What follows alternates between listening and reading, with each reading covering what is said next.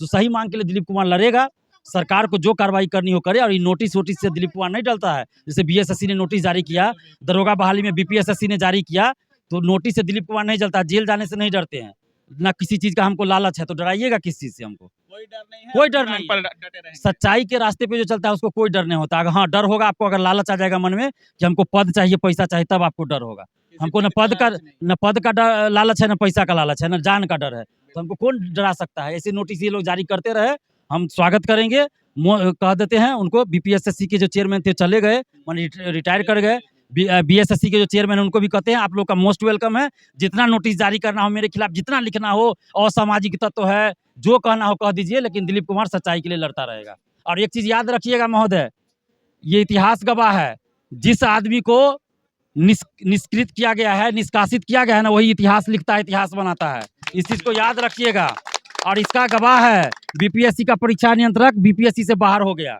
तो इसी तरह याद रखिएगा, सच्चाई के रास्ते पे चलने वाला डरता नहीं। नमस्कार दोस्तों, अभी हमारे साथ छात्र नेता दिलीप कुमार हैं और सीटेट के जो जुलाई वाले छात्र हैं, काफी दिनों से अपनी मांग को लेकर कि सीटेट, अभी जो शिक्षक अभ्यर्थी का जो एप्लीकेशन डालना है उसमें सीटेट जुलाई वालों को भी मौका देना चाहिए। इसी मांग को लेकर अभी गांधी मैदान में ये लोग बातचीत करने आए थे और इनसे जानते हैं कि इनकी मुख्य मांग क्या है। दिलीप भाई, क्या मांग कर रहे हैं? फिर से सीटेट जुलाई वाले जो हैं उनको मौका नहीं मिल रहा है, क्या करिएगा उनके लिए आप? देखिए, अभी मीटिंग हुई है, मीटिंग के बाद प्रेस कॉन्फ्रेंस भी हुआ है। तो अभ्यर्थियों की ये मांग है कि सीटेट जुलाई वाले को अपियरिंग में फॉर्म भरने का मौका मिले, क्योंकि ये बहाली जो है 5 साल 6 साल पे शिक्षक बहाली आती है।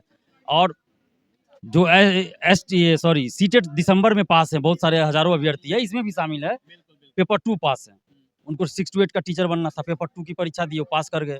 6 to 8 की वैकेंसी सरकार ने नहीं निकाला, तो सीटेट जुलाई वाले को अगर आप मौका दीजिएगा तो वो पेपर 1 की परीक्षा देंगे, उनको मौका मिल जाएगा। तो सरकार की गलती है ना कि आप 6 to 8 की वैकेंसी ही नहीं निकाले, जिसके लिए इन लोगों ने तैयारी किया। तो आप सीटेट जुलाई वाले को मौका दे दीजिए। दूसरी तरफ आप परीक्षा ले रहे हैं बीपीएससी से, उसके मार्क्स के आधार पे आप बहाली कीजिएगा, मेरिट बनाइएगा। तो सीटेट के मार्क्स का कोई मतलब नहीं है, सिर्फ मतलब ये है कि पास होना चाहिए आपको, मेरिट उस पर नहीं बनना, सिर्फ पास होना चाहिए।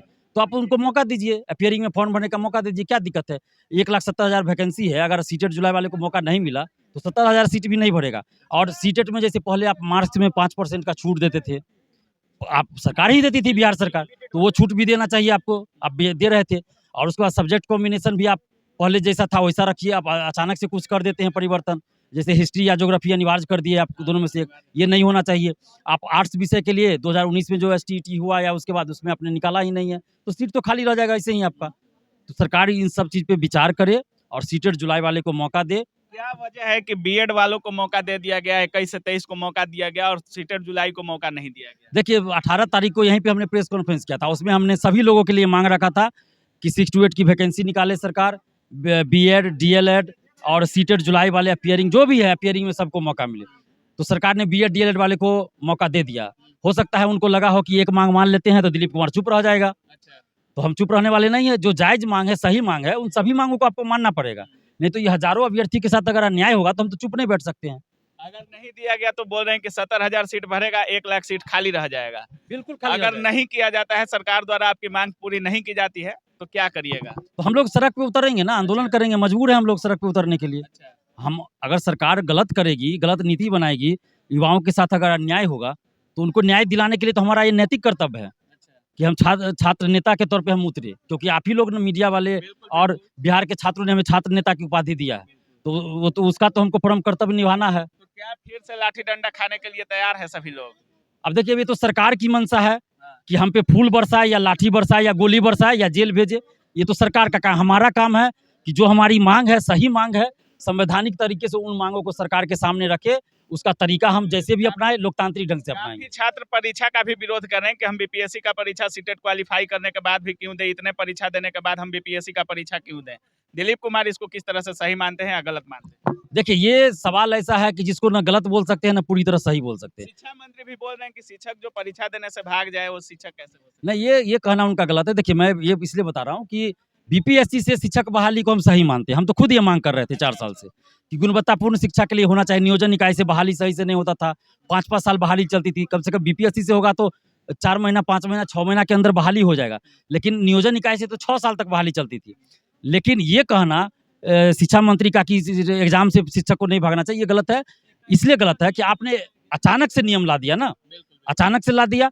और ये एसटीईटी वाले जो है, जो पास है, वो 2.5 साल से आंदोलन कर रहे थे 7वें चरण की बहाली के लिए। तो आपने उस समय क्यों नहीं कहा कि हम ये नियमावली में इस तरह से लाएंगे?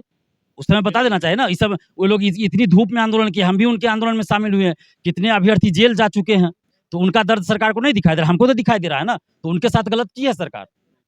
जब युवा नेता तेजस्वी कुमार उप मुख्यमंत्री बने तो दिलीप कुमार ने काफी स्वागत किया और दिलीप कुमार बार बार बोल भी रहे थे कि युवा नेता भी उप मुख्यमंत्री बने हैं और छात्रों की दर्द को समझते हैं, हमारी सारी मांगे लगभग पूरी की जाएंगी।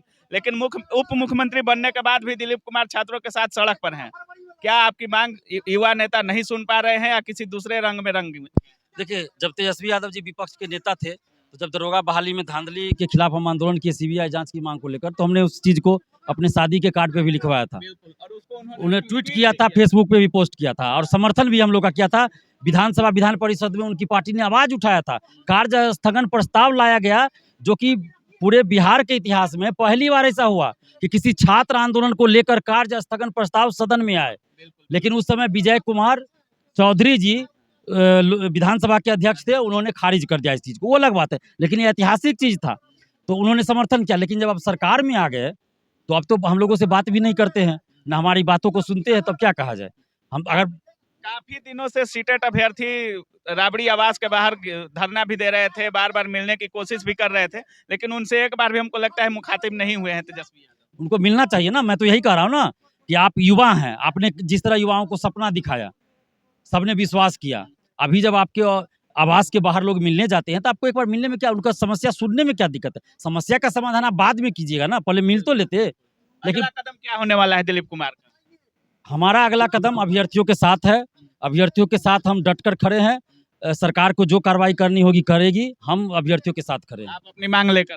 बिल्कुल सर, जो अभ्यर्थियों की मांग है उन मांगों के लिए हम लड़ेंगे। मेरा तो पर्सनल कोई इसमें स्वार्थ है नहीं, मेरा कोई व्यक्तिगत तो इसमें है नहीं। हम तो नौकरी छोड़ कर लड़ रहे हैं इन लोगों के लिए। तो जो अभ्यर्थियों की मांग है, जो सही मांग है, गलत मांग रहेगा तो फिर मैं नहीं आऊँगा। जैसे बहुत सारे लोगों का गलत मांग है तो मैं वहाँ नहीं जाता हूँ। जो सही मांग है उसी में मैं आता हूँ। तो सही मांग है इसलिए हम आज आए हैं। तो सही मांग के लिए दिलीप कुमार लड़ेगा, सरकार को जो कार्रवाई करनी हो करे। और ये नोटिस वोटिस से दिलीप कुमार नहीं डरता है। जैसे बीएसएससी ने नोटिस जारी किया, दरोगा बहाली में बीपीएसएससी ने जारी किया, तो नोटिस से दिलीप कुमार नहीं डरता, जेल जाने से नहीं डरते हैं। ना किसी चीज का हमको लालच है, तो डराइएगा किस चीज से हमको? कोई डर नहीं है, कोई डर नहीं। पर डटे रहेंगे। सच्चाई के रास्ते पे जो चलता है उसको कोई डर नहीं होता। अगर हाँ डर होगा आपको, अगर लालच आ जाएगा मन में कि हमको पद चाहिए, पैसा चाहिए, तब आपको डर होगा। हमको न पद का लालच है, न पैसा का लालच है, न जान का डर है। तो हमको कौन डरा सकता है? ऐसे नोटिस ये लोग जारी करते रहे, हम स्वागत करेंगे। कह देते हैं उनको, बीपीएसएससी के जो चेयरमैन थे चले गए, रिटायर कर गए। बीएसएससी के जो चेयरमैन उनको भी कहते हैं आप लोग का मोस्ट वेलकम है। जितना नोटिस जारी करना हो मेरे खिलाफ, जितना लिखना हो, असामाजिक तत्व है, जो कहना हो कह दीजिए, लेकिन दिलीप कुमार सच्चाई के लिए लड़ता रहेगा। और एक चीज याद रखिएगा महोदय, ये इतिहास गवाह है, जिस आदमी को निष्कृत किया गया है, निष्कासित किया गया है ना, वही इतिहास लिखता है, इतिहास बनाता है। इस चीज को याद रखिएगा। और इसका गवाह है बीपीएससी का परीक्षा नियंत्रक, बीपीएससी से बाहर हो गया। तो इसी तरह याद रखिएगा, सच्चाई के रास्ते पे चलने वाला डरता नहीं है। तो जिस तरह से बीपीएससी का बाहर हो गए, क्या उम्मीद है शिक्षा आयोग भी सुधरेगा और बिहार एसएससी भी सुधरेगा? देखिए, सुधार तो होगा धीरे धीरे, और हम सुधार ला के छोड़ेंगे। अच्छा। ये सही बात है कि एक दिन में सब कुछ नहीं हो सकता, लेकिन एक दिन जरूर होगा। बीपीएससी में किसी ने सोचा नहीं था, बीपीएससी में किसी ने सोचा नहीं था कि इतना बड़ा परिवर्तन आंदोलन से हो जाएगा। क्योंकि इससे पहले भी बड़ा बड़ा आंदोलन हुआ है, एकदम छोटी छोटी चीजों के लिए आंदोलन, मार के पुलिस भगा देती थी, कुछ नहीं होता था। कोर्ट लोग जाते थे, लाखों रुपया खर्च होता, कुछ नहीं होता था। लेकिन एक आंदोलन से बीपीएससी में देखिए कितना चेंजिंग आ गया। तो इसी तरह होगा।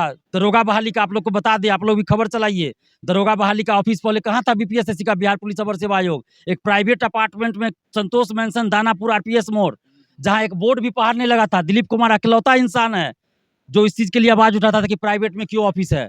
आज देखिए उसका ऑफिस चलाया हार्डिंग रोड में। तो असर होगा, धीरे धीरे होगा, एक दिन जरूर होगा। तो जैसा कि देख रहे थे, हमारे साथ छात्र नेता दिलीप कुमार थे और इनका साफ कहना है कि जितना दबाना है, जितना धमकाना है, धमकाते रहिए, जब तक तोड़ेंगे नहीं तब तक छोड़ेंगे नहीं। बाकी सीटेट जुलाई वाले अभ्यर्थी हैं और इनका एक ही मांग है कि हमको भी एक मौका दिया जाए परीक्षा में बैठने का, हमको भी अपनी किस्मत आजमाने का, हमको भी परीक्षा में एक बार बैठकर जो भी परीक्षा होगा उस पर ही मेरिट बनाइए, लेकिन एक बार इनको मौका दीजिए। बाकी आप देख रहे थे हमारे साथ दिलीप कुमार थे, छात्र नेता। और आप क्या सोच रहे हैं सीटेट जुलाई के छात्र के बारे में, इनके बारे में अपनी राय कमेंट सेक्शन में जरूर दीजिएगा। आप देख रहे थे काबिल न्यूज़। जय हिंद।